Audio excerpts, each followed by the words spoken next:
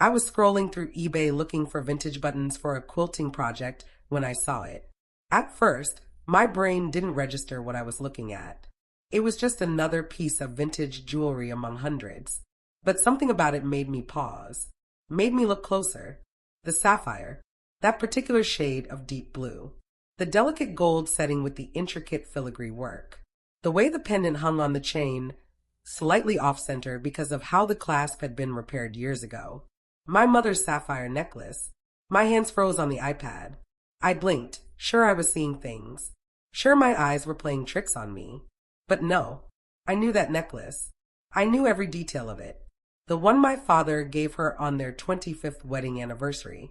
The one she wore to every special occasion until the day she died. To my wedding. To my college graduation. To every Christmas and Easter dinner. To the hospital the day Jessica was born. The one I had entrusted to my daughter for safekeeping just 8 months earlier. I zoomed in on the photo. My vision was blurring, but I could see it clearly enough. The slight scratch on the clasp from when my mother caught it on a door frame in 1989. I'd been there when it happened, had watched her carefully inspect the damage, and declare it gave the piece character. The tiny imperfection in one of the sapphires, barely visible but definitely there, a small inclusion my father had gotten a discount for. Imperfections make things real, he'd said. Perfect is boring. I clicked to the next photo. There it was.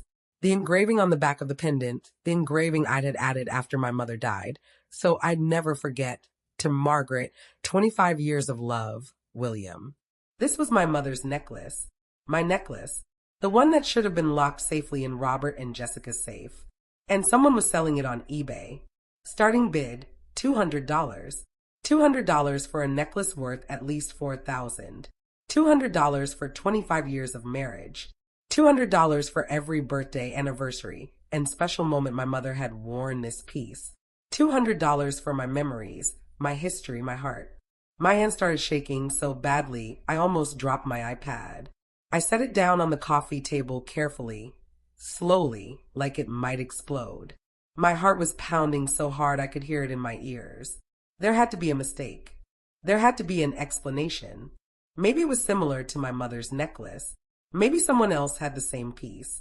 Maybe the engraving was a coincidence. But I knew. In my gut, in my bones, I knew this was my necklace. And it shouldn't be on eBay. It should be in a safe in my daughter's house. My name is Barbara. I'm 70 years old, and I was about to discover that my son-in-law had been systematically stealing and selling my family heirlooms for over a year. Let me take you back to where this nightmare began, because you need to understand what these pieces meant to me. I'm not talking about expensive jewelry I bought for myself. I'm talking about 4 generations of family history.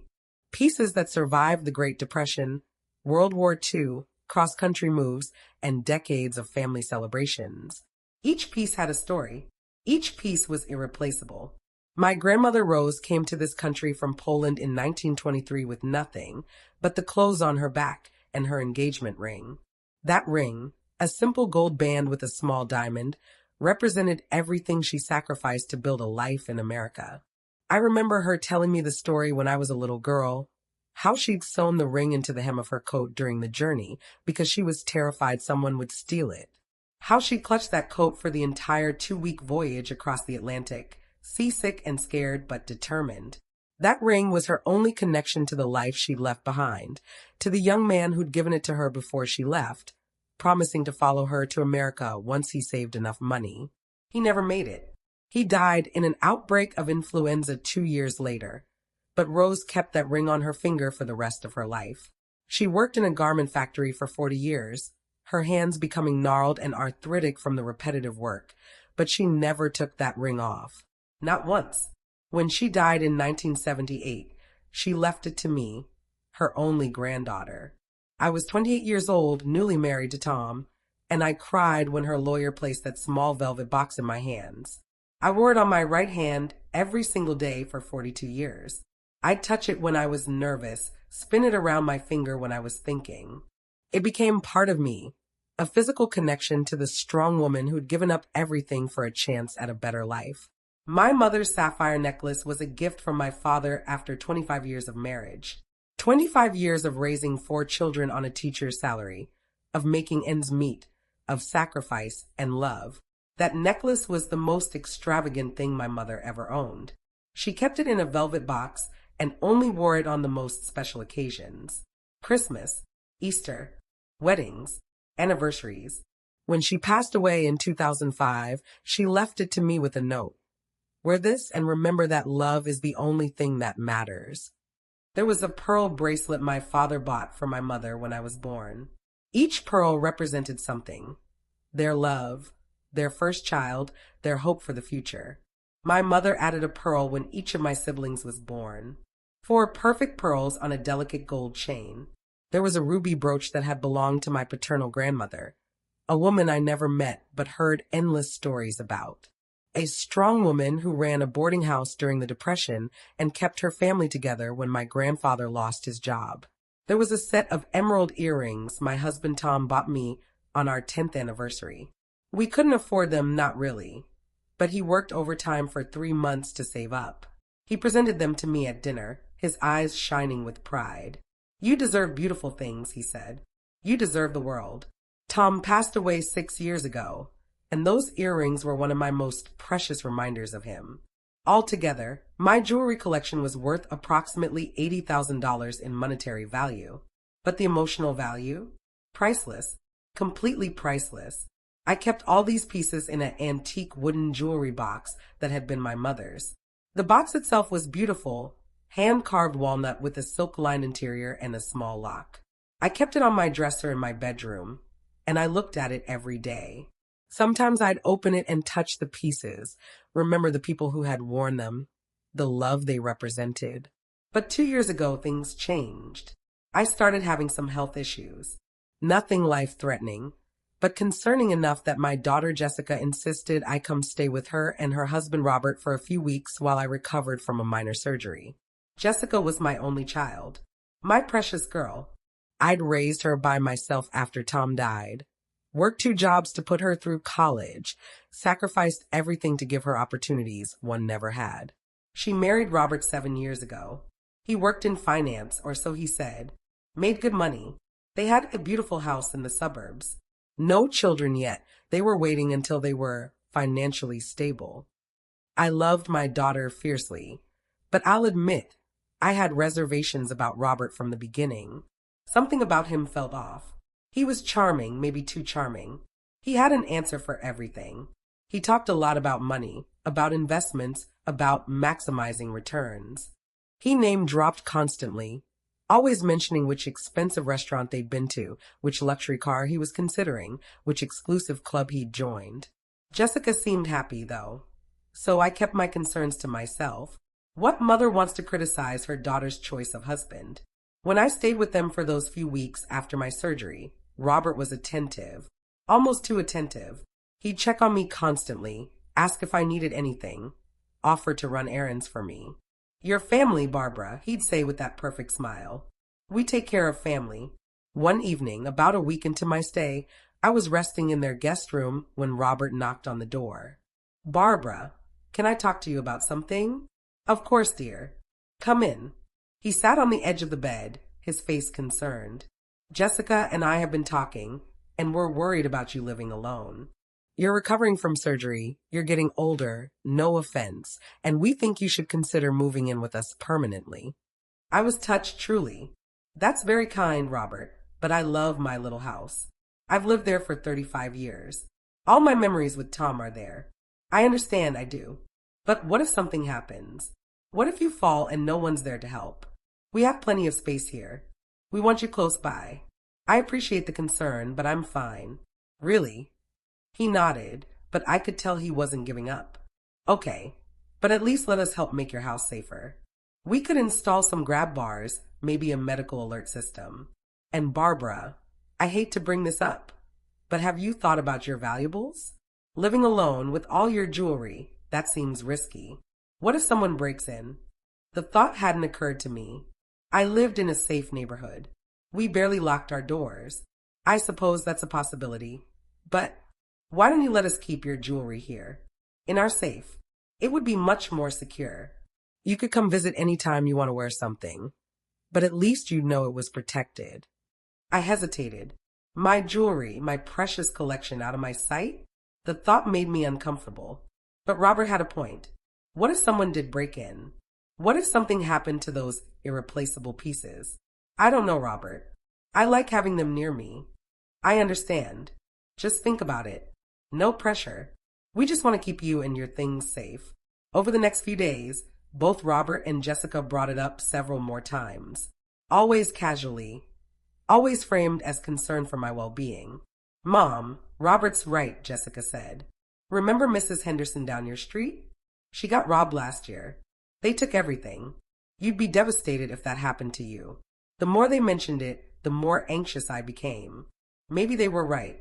Maybe I was being foolish keeping such valuable items in my little house with its basic locks and no security system. Finally, the day before I was set to go home, I agreed. All right, I'll bring the jewelry here, just temporarily, until I feel better and can think about installing a proper safe at home. The relief on Robert's face was immediate and profound. That's so smart, Barbara. You won't regret this. Your pieces will be completely safe here. I promise. That weekend, Robert drove me to my house to pick up some more clothes and the jewelry box. I held that box in my lap the entire drive back to their house, feeling like I was saying goodbye to old friends. When we arrived, Robert took the box gently from my hands. I'll put this in the safe right now, he said. Do you want to come with me? See where it'll be. No, that's all right. I trust you. Those words. I trust you. They would haunt me for months. I went back home a few days later, promising to visit often. Jessica called me every few days to check in. Robert would sometimes get on the phone too. Always friendly. Always asking if I needed anything. They seemed like the perfect, caring family.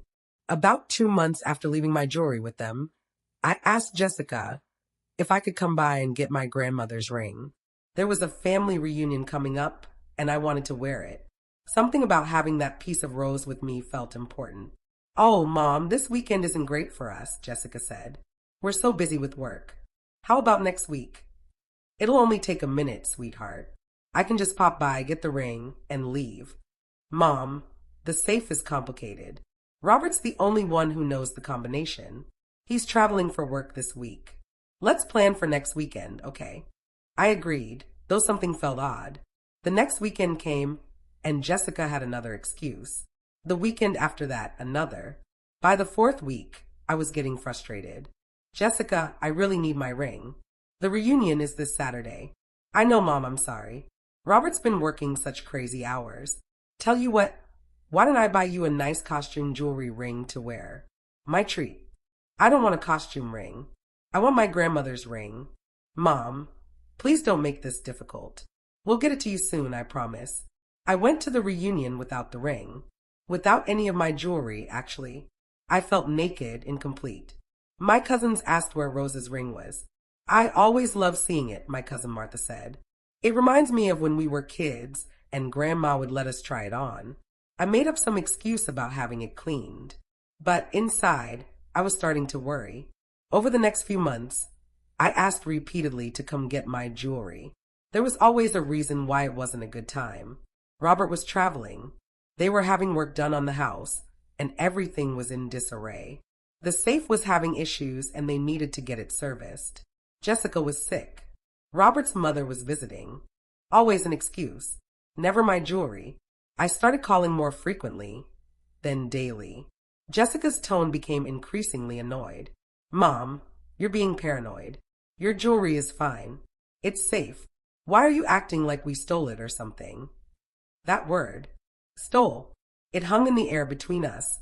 I'm not saying that, Jessica. I just want my things back. They're mine. And they're safe. God, we do you a favor by keeping your stuff secure. And this is the thanks we get? Constant harassment. I backed off, not wanting to damage my relationship with my only child. But the anxiety gnawed at me. Something wasn't right. I could feel it. Then came the day I found the necklace on eBay. My mother's sapphire necklace. Her pride and joy. Being sold online for $200. My first instinct was that it had to be a mistake. Maybe it was similar to my mother's necklace. Maybe someone else had the same piece. But when I clicked on the listing and saw the photos, there was no doubt. I knew every detail of that necklace. The slight scratch on the clasp from when my mother caught it on a door frame. The tiny imperfection in one of the sapphires, barely visible but definitely there. The engraving on the back of the pendant, to Margaret, 25 years of love, William. This was my mother's necklace, and someone was selling it on eBay. I looked at the seller's profile. Luxury finds 247. No personal information, no photos, just a handful of listings for various jewelry and luxury items. According to the profile, the seller was located in the same state I lived in. The same city, actually. My heart was pounding. With shaking hands, I scrolled through the seller's other active listings. A pearl bracelet. For pearls on a gold chain. My birth bracelet. I kept scrolling. A ruby brooch. My grandmother's brooch. I couldn't breathe. I literally couldn't catch my breath. Every piece of jewelry this seller was listing was mine. My jewelry. My family's jewelry. The pieces I'd entrusted to my daughter and son-in-law for safekeeping. I looked at the completed listings, the items this seller had already sold. My emerald earrings. Tom's anniversary gift. Sold 3 months ago for $320. $320 for earrings worth at least $5,000. A pair of diamond studs that had been my mother's. Sold. A gold locket with my grandfather's picture inside. Sold. A vintage Cartier watch my father had given me for my college graduation. Sold. I scrolled and scrolled, watching my family history being sold off piece by piece, and I wanted to vomit. Wanted to scream. Wanted to cry.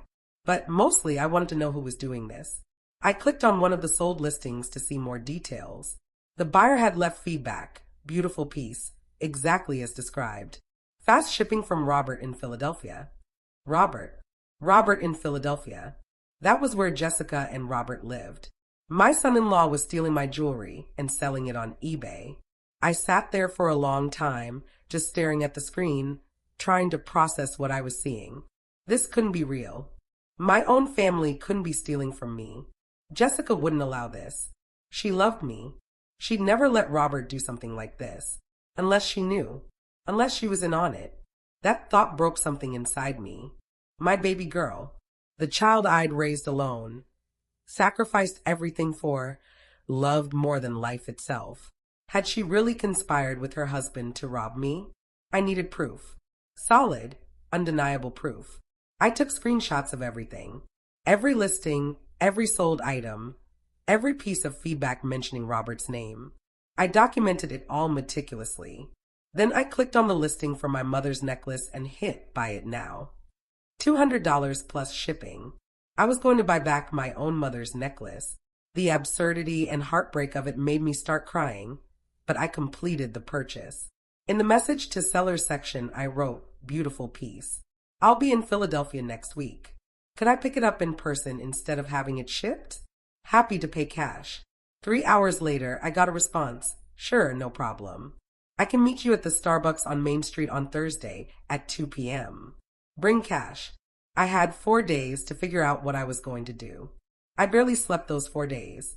I kept looking at my screenshots, hoping somehow I was wrong, that there was an explanation that didn't involve my daughter and son-in-law systematically stealing and selling my most precious possessions. But the evidence was overwhelming.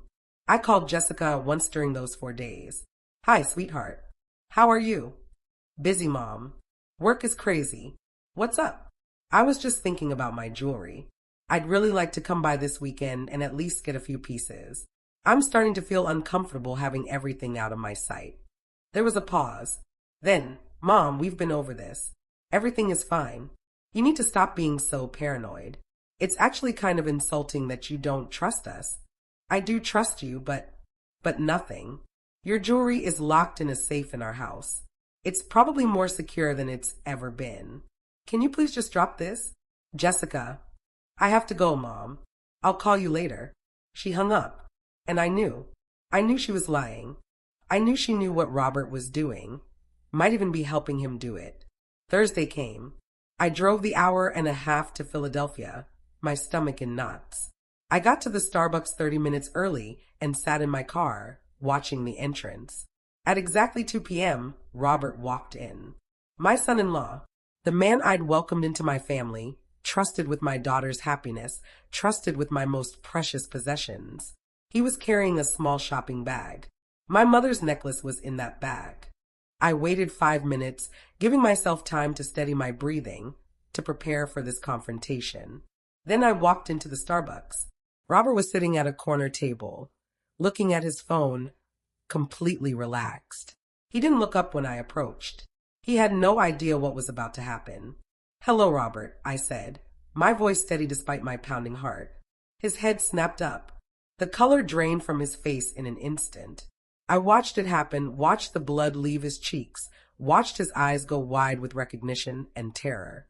For a long moment, he just stared at me, his mouth opening and closing like a fish out of water. Then he looked around frantically, as if searching for an escape route. When he realized there was none, when he understood he was caught, I saw him make a decision. His expression shifted. That charming smile, the one I'd never quite trusted, slid into place like a mask. "Barbara, what a surprise. What are you doing here?" His voice was too bright, too cheerful. It made my skin crawl. "Meeting a seller. About the sapphire necklace. You wouldn't know anything about that, would you?" He stood up quickly, the chair scraping loudly against the floor. The shopping bag fell from his lap. "Barbara, I can explain."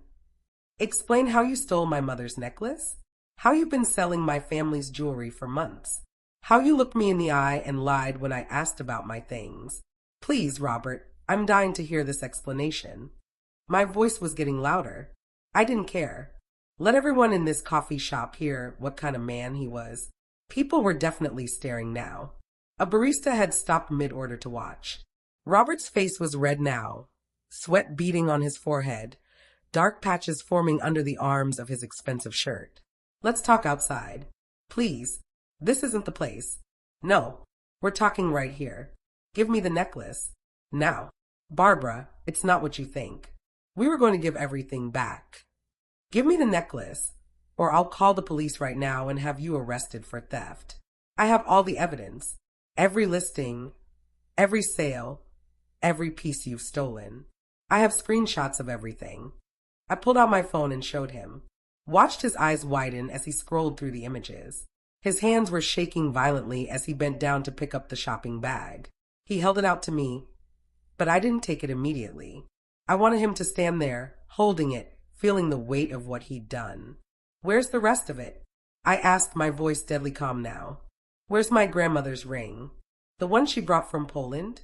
The one that survived a journey across an ocean and 40 years of factory work? Where are the emerald earrings my husband bought me, one of the last gifts he gave me before he died? Where's the ruby brooch that kept my grandmother's family from starving during the Depression? Where's everything else you've stolen from me?" "I don't have them. I sold them." "Barbara, please, you have to understand." His voice was breaking, tears forming in his eyes. "I don't have to understand anything. You're a thief. You stole from me, from your wife's mother. You looked me in the eye when I asked about my jewelry and you lied. You made Jessica lie for you. It wasn't like that. We were in trouble financially. Real trouble. I made some bad investments, got in over my head. We had debts, serious debts. Credit cards maxed out, loan payments we couldn't make. We were about to lose the house. I was desperate. The jewelry was just sitting there, not being used, and I thought." "You thought what?" "That my family history was less important than your lifestyle? That my memories were worth less than your mortgage payment? I was going to buy them back."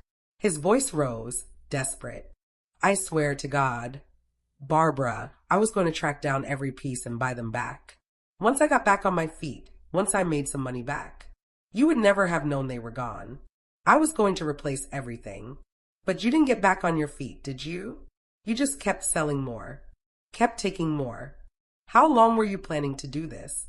Until there was nothing left." He was crying openly now, not even trying to hide it. "I don't know. I don't know. It started with just one piece, just to get us through a rough month. But then there was another rough month, and another. It got easier each time. I stopped thinking about what the pieces meant. I just saw dollar signs. I saw a way to solve our problems. Not being used?" My voice rose. People were definitely staring now. Those pieces were my family's history. My grandmother's engagement ring survived a journey across the ocean and 40 years of factory work. My mother's necklace represented 25 years of marriage. My husband's gift to me, one of the last things he gave me before he died. And you sold them because you made bad investments. I was going to buy them back. I swear.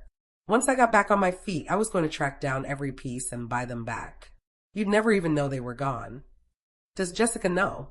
My voice came out as barely a whisper. This was the question I'd been dreading, the one that would hurt more than all the stolen jewelry combined. He looked at the floor. His silence was deafening. I felt something crack inside my chest, actually felt it, like a physical breaking. Look at me, Robert. Look at me and answer the question. Does Jessica know? He raised his eyes to mine. They were red, desperate, ashamed. She didn't want to do it, he said quietly. I swear to you, Barbara, she fought me on it at first. When I first suggested it, she said no immediately. Said it was wrong, that you trusted us, that she couldn't betray you like that. We had a huge fight about it. But she agreed eventually. It wasn't a question. I wore her down. I'm not proud of it, but I did. I told her we had no choice. I showed her the credit card statements, the loan notices, the foreclosure warning. I told her if we didn't do something drastic, we'd lose everything. The house, the cars, our lifestyle, everything. I told her it was temporary, that we'd get everything back before you ever knew they were gone. I promised her, and she wanted to believe me. So she helped you. She gave me the combinations to the jewelry box locks. She helped me figure out which pieces you'd notice missing first, so we could sell those last. She called you and made excuses when you wanted to come get your jewelry. She lied to you, over and over. Each word felt like a knife. She felt terrible about it. She cried all the time. Some nights I'd wake up and find her in the bathroom, sobbing. But I kept telling her it would be okay, that we'd fix it. My legs felt weak. I grabbed the back of a nearby chair to steady myself. My daughter, my baby girl, the child I'd raised alone after Tom died, the girl I'd worked 2 jobs for, sacrificed everything for, loved more than life itself. She had looked me in the eye for months and lied, had listened to me ask about my jewelry and invented excuses, had known her husband was selling my family's history piece by piece and said nothing. I need to sit down, I said. My voice sounded strange, distant. Robert pulled out a chair for me. I sat, my whole body trembling. The people around us were pretending not to watch, but I could feel their eyes. I didn't care. I couldn't care about anything except the betrayal burning through me. Did she know about today? About this meeting? No. God, no. She thinks I'm at work. She doesn't know you found the listings. She doesn't know you know. She's going to find out. Barbara, please, think about what this will do to her. She's your daughter, your only child. This will destroy her. I looked at him then, really looked at him. Saw the manipulation, even in this moment. He was trying to use my love for Jessica to protect himself. She should have thought of that before she helped you rob her own mother. I want everything back, I said. Every single piece. You're going to contact every person you sold to and buy it all back. Barbara, I can't afford that. That's the whole point.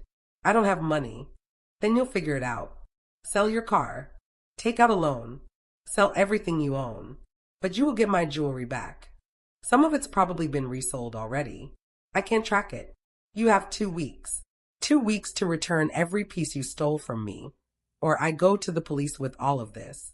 I pulled out my phone and showed him the screenshots. I have documentation of every piece you've sold, every listing, every bit of feedback that mentions your name.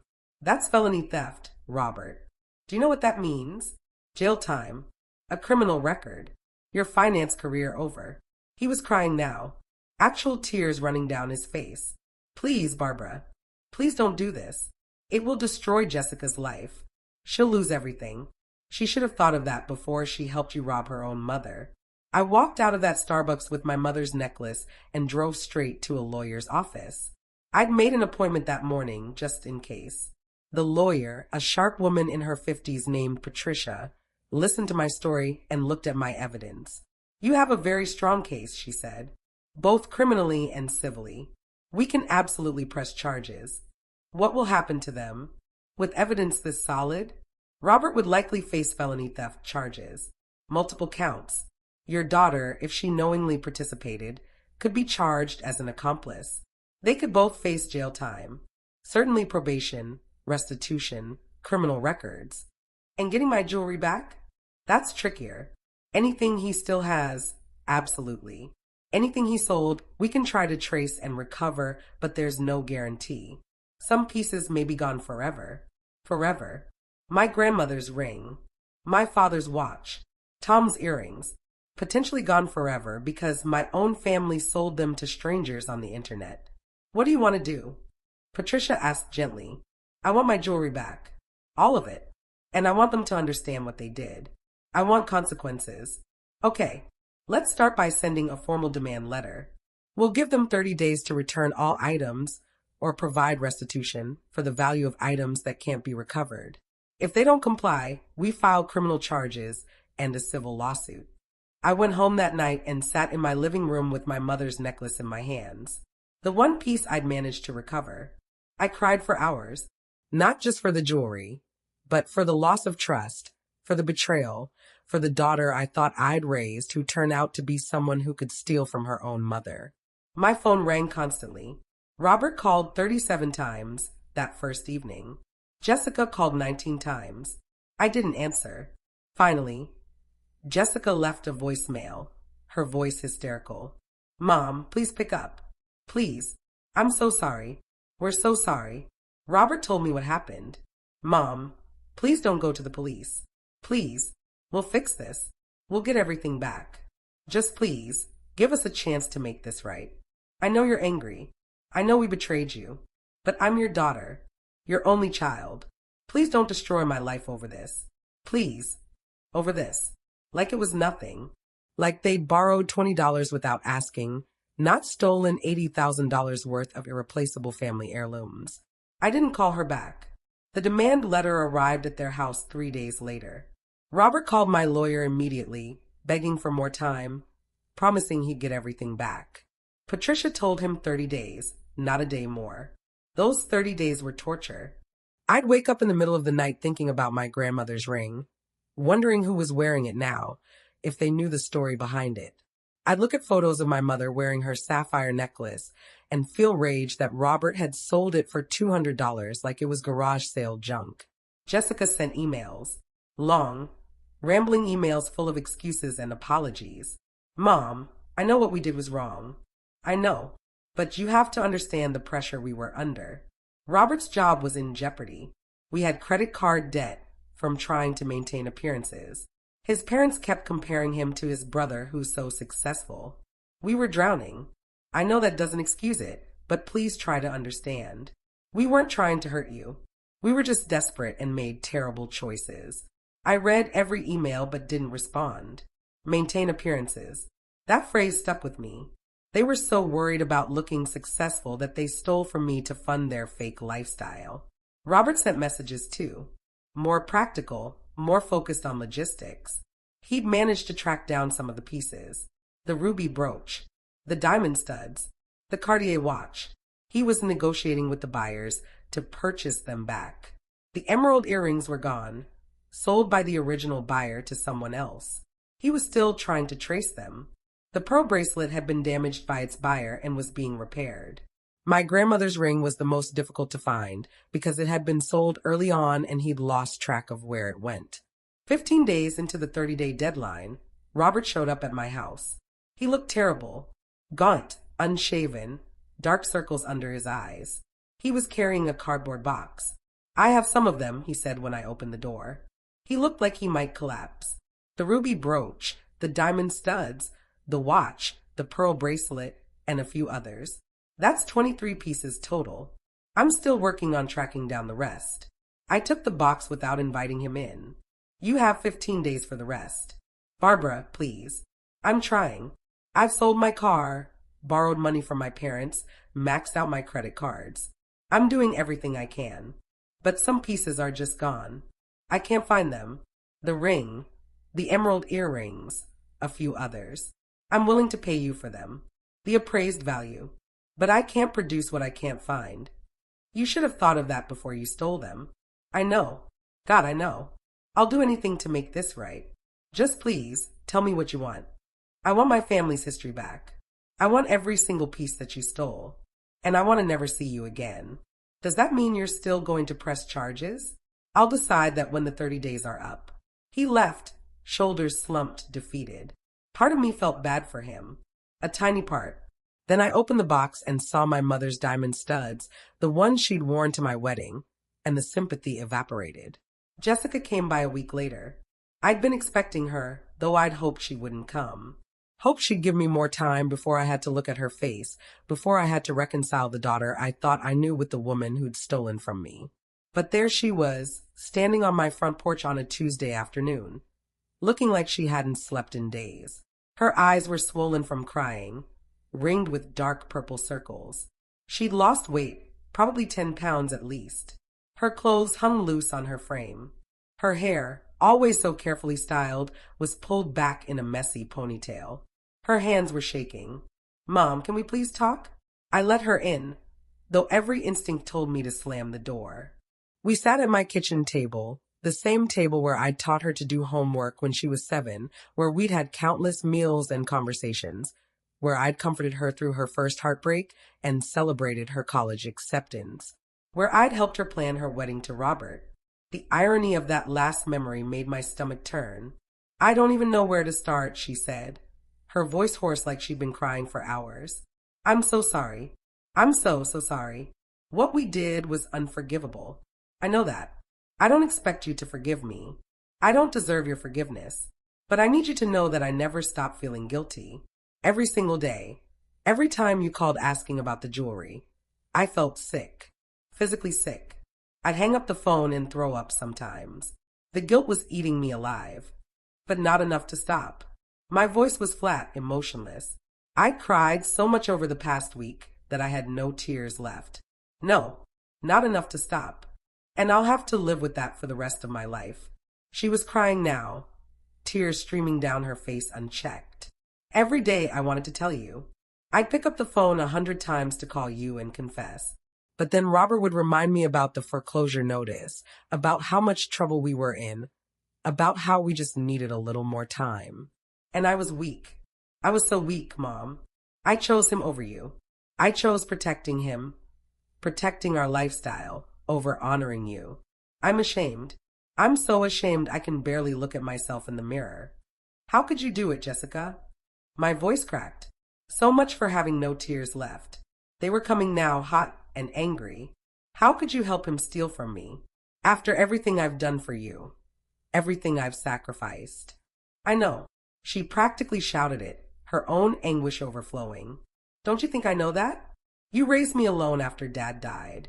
You worked 2 jobs, sometimes 3, so I could have dance lessons and summer camp and college. You went without new clothes, without vacations, without anything for yourself, so I could have everything. You gave up dating, gave up your own life, so you could focus on raising me. You were the best mother anyone could ask for. And I repaid you by robbing you, by taking the most precious things you owned and selling them like they were garbage. So why did you do it? I needed to understand. Needed some explanation that made sense, even though I knew there wasn't one. She was quiet for a long time, her shoulders shaking with sobs. When she finally spoke, her voice was so small I could barely hear her. Because it was easier than facing the truth. Easier than admitting our marriage was built on lies. Easier than confronting the fact that Robert and I had been living beyond our means for years, spending money we didn't have to impress people we didn't even like. We were drowning in debt, but we kept up the facade. The big house, the luxury cars, the designer clothes, the expensive restaurants. It was all fake. All of it. We were 1 bad month away from bankruptcy. And instead of cutting back, instead of downsizing, instead of being honest with yourselves and everyone else, you decided to steal from me. Yes, the word came out as a sob. Yes, we were cowards. We were thieves. We were terrible people who did a terrible thing to the one person who'd never done anything but love me. I have no excuse. I can't defend what I did. I can only tell you that I'm sorry and that I'll regret it for the rest of my life. Are you only sorry because you got caught? Or would you have eventually told me? This was the question that had been haunting me. Would she have ever confessed if I hadn't found that eBay listing? She looked at me directly then, and I saw raw honesty in her eyes for the first time in what might have been years. I don't know. I wish I could say I would have come clean, that eventually my conscience would have won out and I would have confessed everything and begged your forgiveness. But I don't know if that's true. Maybe I would have lived with the guilt forever. Maybe I would have let it eat me alive from the inside while I kept lying to your face. Maybe I would have eventually broken down and told you. Maybe not. I genuinely don't know. And that uncertainty, that not knowing if I would have ever had the courage to be honest with you, that's what I'll have to live with. Her honesty, painful as it was, meant something. She wasn't making excuses, wasn't trying to justify what she'd done. She was just being truthful, finally, about her own weakness. Robert says some pieces are gone. Is that true? The emerald earrings are gone. Dad's gift to you. The buyer sold them to someone in another state, and we can't track that person down. Grandma Rose's ring, we're still trying to find it, but it's been difficult. There are maybe 5 other smaller pieces we haven't been able to locate. Everything else, we've recovered or we're in the process of recovering. So my husband's last gift to me is gone forever, because you needed money for what? Designer clothes? Expensive restaurants? Maintaining appearances? Robert made some bad investments. Lost a lot of money. We got in over our heads with debt trying to keep up with his colleagues and their lifestyles. It was stupid and vain and wrong. We should have downsized, cut back, been honest about our situation. Instead, we stole from you. There's no version of this story where we're not the villains. No, there's not. Are you going to press charges? I looked at my daughter, really looked at her. She looked broken, defeated, a shadow of the confident woman she'd been a few months ago. Part of me wanted to hurt her the way she'd hurt me, wanted to see her face consequences, wanted justice, but she was still my daughter, my only child, the baby I'd held in my arms 38 years ago and promised to love forever. I don't know yet, I said honestly. Ask me when the 30 days are up. She nodded, stood to leave. At the door, she turned back. I love you, Mom. I know I have a terrible way of showing it, but I do love you. I always have. And I'll spend the rest of my life trying to make this up to you, whether you press charges or not. The 30-day deadline arrived. Robert and Jessica showed up at my house with 2 boxes. Between the 2 boxes, they'd recovered 47 of the 52 pieces they'd sold. 5 pieces, including my grandmother's ring and Tom's emerald earrings, were still missing. I'm prepared to pay you for the missing pieces, Robert said. He handed me a check. $35,000. I had to borrow it from my parents and my brother, but it's the appraised value of what we can't recover. I know it doesn't replace the sentimental value, but it's all I can do. I took the check. This doesn't make it right. I know. Nothing makes it right. But I hope it's a start. I looked at both of them. Robert, who'd stolen from me without hesitation. Jessica, who'd betrayed her own mother to protect her husband. They both looked wretched, hollowed out by guilt and consequence. Here's what's going to happen, I said. I'm not pressing criminal charges, but there are conditions. The relief on their faces was immediate. First, you're going to pay for a private investigator to continue looking for the missing pieces. Every month for the next 2 years, you'll fund that search. Done, Robert said immediately. Second, you're both going to therapy, individual and couples. You're going to figure out why you made these choices and how to never make them again. We've already started, Jessica said. Both of us. Good. Third, you're going to write letters to each person you sold jewelry to, explaining what those pieces meant to our family. You're going to acknowledge what you did and apologize. Okay, Robert said. And fourth, our relationship is different now. I'm not sure I can ever fully trust you again. That may change over time. It may not. But I need you to accept that you damaged something fundamental between us, and repairing that damage is entirely on you. I'm not obligated to make it easy. Jessica was crying again. I understand. I accept that. Whatever it takes, Mom. However long it takes. Okay. I took a breath. Okay. I think you should leave now. I need time to process all of this. They left. I sat with the 2 boxes of recovered jewelry and the check for $35,000 and felt empty. I got most of my jewelry back. I'd gotten financial compensation for what was lost. But something was still missing. The trust, the innocence, the belief that my family would never hurt me. That was gone, and no amount of recovered jewelry could bring it back. Over the next year, things slowly, painfully began to heal. Robert and Jessica went to therapy religiously. Twice a week for Robert, once a week for Jessica, and couples therapy every other week. Robert got a new job, a more modest position at a smaller firm without the pressure to perform and compete and show off.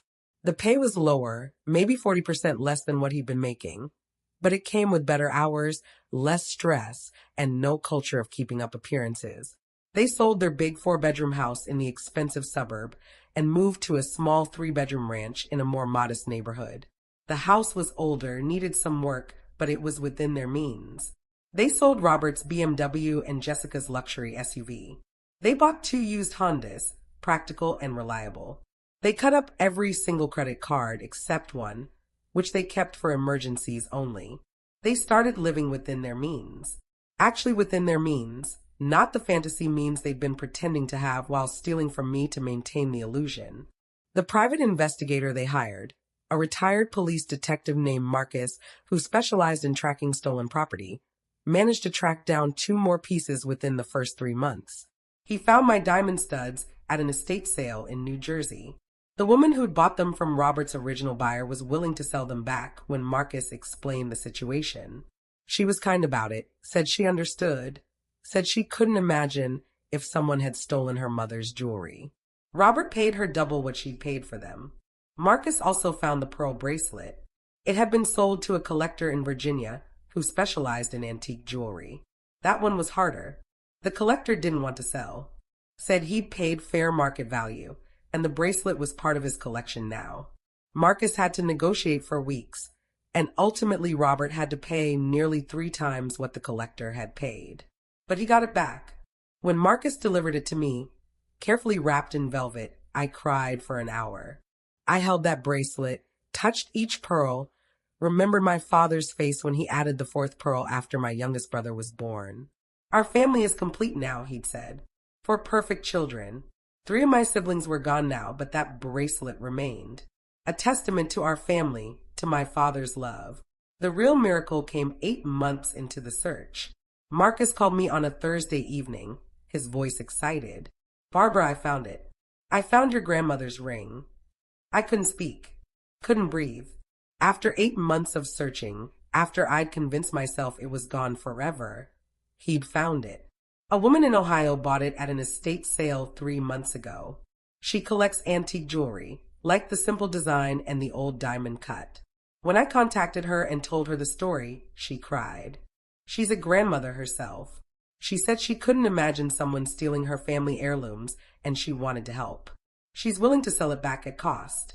Robert drove me to Ohio that weekend. It was the first time we'd been in a car together since that day at Starbucks, and the drive was mostly silent. But I needed to get that ring myself, needed to hold it in my hands, see that it was real. The woman's name was Margaret.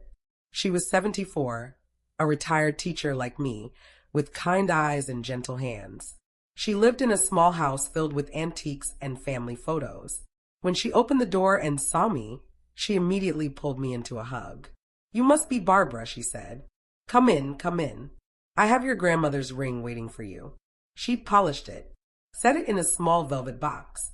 When she opened the box and I saw that ring, Rose's ring, the ring that had crossed an ocean and survived factory work and decades of life, I started sobbing. Margaret held me while I cried. This stranger who understood what these pieces meant, what family history was worth. I'm so sorry this happened to you, she said, but I'm glad I could help bring it home. Robert tried to pay her. She refused to take more than she'd paid at the estate sale. $250. Family heirlooms aren't about money, she said firmly. They're about love and memory and connection. I won't profit from your pain. I slipped that ring back onto my right hand in Margaret's living room, and it felt like a piece of my soul clicking back into place. I hadn't realized how much I'd lost when the ring was gone, how much of Rose's strength I'd drawn from wearing it. Having it back felt like she was with me again, her courage flowing through that simple gold band. On the drive home, Robert said quietly, "I'll never forgive myself for what I did to you, for what I took from you. Even getting the pieces back doesn't undo the violation, the betrayal." No, I agreed. It doesn't, but it helps. The emerald earrings remained lost. Marcus searched for over a year. He traced them from Robert's buyer to his second buyer in California, but that person had died and her estate had been liquidated. The earrings were sold at auction to someone who paid cash and left no contact information. The trail went cold. After 18 months, Marcus said he'd exhausted every lead. The earrings were gone. I'd made my peace with that, or tried to. The earrings were gone, but the memory of Tom giving them to me, the love behind that gift, the look on his face when he presented them to me at our anniversary dinner, that was still mine. No one could steal that. The physical objects were gone, but the love they represented lived on in my heart. Jessica and I rebuilt our relationship slowly. Coffee once a month became coffee every other week, became occasional dinners. We talked about real things, not surface things. She told me about her therapy, her realizations about why she'd been so desperate to appear successful, her childhood fears of disappointing me, her adult fears of being judged. I spent so much time trying to prove I was successful that I lost track of what actually mattered, she told me. I chose appearance over authenticity, image over integrity, and I hurt the person who'd sacrificed the most for me. The irony is devastating. Robert and I would never be close. There was too much damage there. But I could be in the same room with him without feeling rage, and that was progress. I kept the $35,000 check. I didn't need it, not really, but I deposited it and used some of it to take a trip to Poland, to the town where my grandmother Rose had lived before coming to America. I stood in the street where her family's house had been, wore her ring, and thanked her for her courage, her sacrifice, her strength. That trip healed something in me.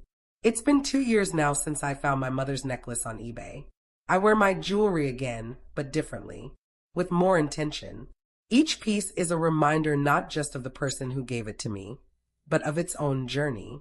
Lost and found, stolen and recovered, broken and repaired. Kind of like my relationship with my daughter. I'm 70 years old now. I've lived through a lot. Loss, betrayal, heartbreak. But I've also lived through recovery, forgiveness, resilience. People sometimes ask if I regret not pressing charges, if I was too soft on them. My answer is always the same. I held them accountable. They faced consequences. They made restitution. They changed their lives. And I set boundaries that protected me while leaving room for eventual healing. That's not weakness. That's wisdom. My grandmother Rose didn't carry her ring across an ocean just to have it end up as evidence in a criminal trial. She carried it as a symbol of hope, of new beginnings, of the possibility of building something better even after loss. I honor her by doing the same. My family betrayed me, but they didn't destroy me. They hurt me, but they didn't break me. And in the end, we found a way forward that wasn't perfect, but was honest, real, changed. That's all any of us can hope for, really. I'm Barbara. I'm 70 years old. And these jewels, these precious reminders of the people I've loved and the life I've lived, they're back where they belong. Not locked in someone else's safe, not listed on eBay, but here with me, where their stories can continue. And that, in the end, is justice enough.